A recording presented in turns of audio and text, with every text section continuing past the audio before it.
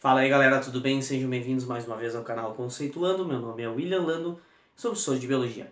O intuito do canal é trabalhar a Biologia de forma mais direta e sem tanta enrolação. Na aula passada a gente iniciou um grande módulo de Biologia chamado de Genética.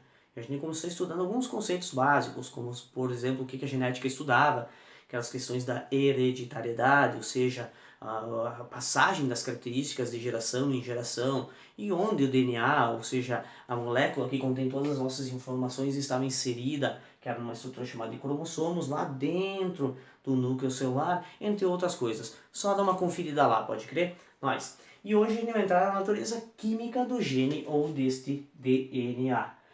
Por que eu digo do gene ou do DNA? Porque partes desta grande molécula do DNA a gente pode chamar de gene, e cada gene constitui uma característica para qualquer ser vivo, dependendo de como essas bases nitrogenadas que a gente vai ver agora na sequência estão pareadas. Tranquilo? Então não interessa se vocês escutarem a natureza química do gene ou do DNA. Do que é constituído esses genes, ou do que são constituídos esses genes? Eles são constituídos por nucleotídeos. Os nucleotídeos também são moléculas que têm três partes basicamente. Tem um grupo fosfato representado em preto, uma pentose representada em vermelho aqui, que no caso do DNA é uma desoxirribose, ligado a uma base nitrogenada. Por exemplo, aqui no caso a timina. Aqui do outro lado a adenina, neste lado a guanina e neste outro a citosina. Ou seja, tem 4 bases nitrogenadas. Esta fita aqui, esta parte, ela se mantém igual. Elas apenas crescem em sentidos opostos que a gente vai ver na sequência.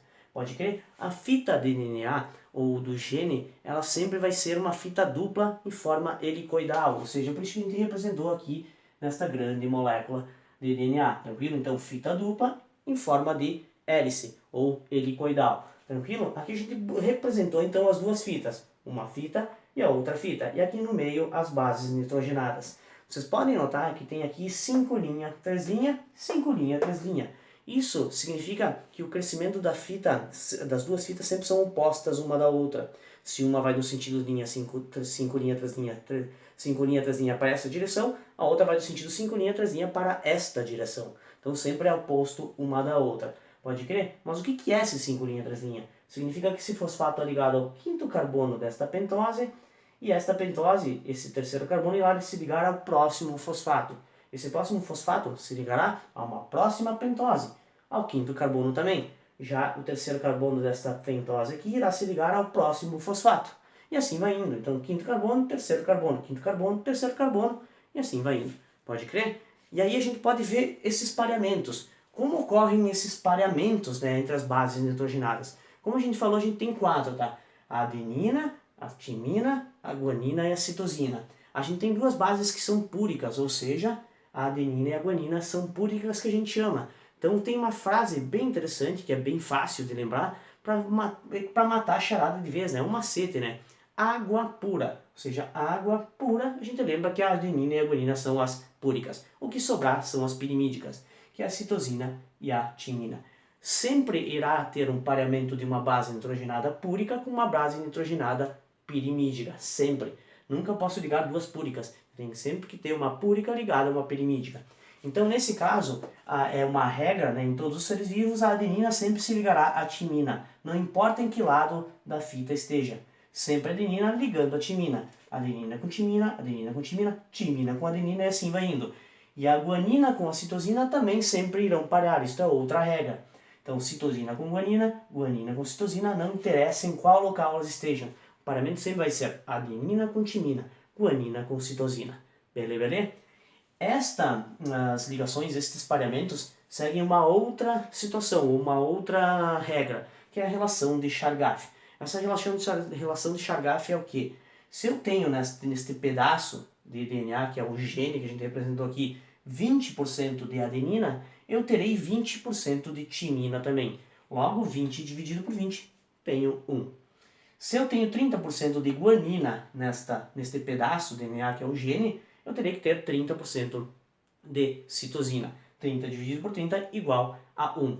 Então, esta relação de Chargaff se aplicam em todos os seres vivos, com exceção em alguns vírus que têm DNA de fita simples e no RNA, que o RNA também é de fita simples.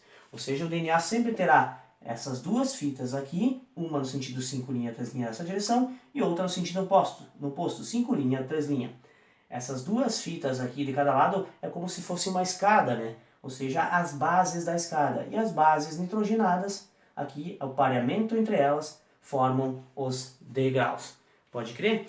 Vamos voltar um pouco para esse desenho para ver, aliás, como se formam ou como se ligam essas bases nitrogenadas aqui no meio, formando esses degraus aqui, que a gente chama, que é uma alusão, que a gente chama nessa molécula de DNA. Elas se ligam por pontes de hidrogênio ou ligações de hidrogênio. Ou seja, a timina com a adenina sempre irá fazer duas pontes de hidrogênio, ou duas ligações de hidrogênio. E a guanina com a citosina sempre irá fazer 3 pontes de hidrogênio, ou 3 ligações de hidrogênio. Isso é importante saber, porque em algum momento, em alguma questão, eles podem colocar apenas o desenho, sabe?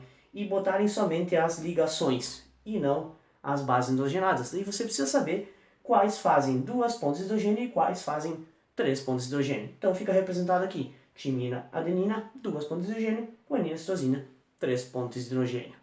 Nessa aula a gente viu a natureza química do gene, que eles são formados por nucleotídeos, no caso um grupo fosfato ligado a uma pentose que é a desoxirribose e uma base nitrogenada. A gente também viu que essas bases nitrogenadas seguem uma lógica, sempre a adenina irá se ligar com a timina, ou parear com a timina, e sempre a guanina irá parear com a citosina. E eles seguem uma relação que a gente chama de Chargaff, que é o que? Se eu tenho 30% de adenina, terei que ter 30% de timina também. Isso vai ter que ser 1. 30 dividido por 30 igual a 1. Se eu tiver 20% de guanina, terei que ter 20% de citosina na molécula de DNA ou no gene. Tranquilo? Eu quero que você curta o canal, compartilha, se inscreva, deixe nos comentários e bora para a próxima aula.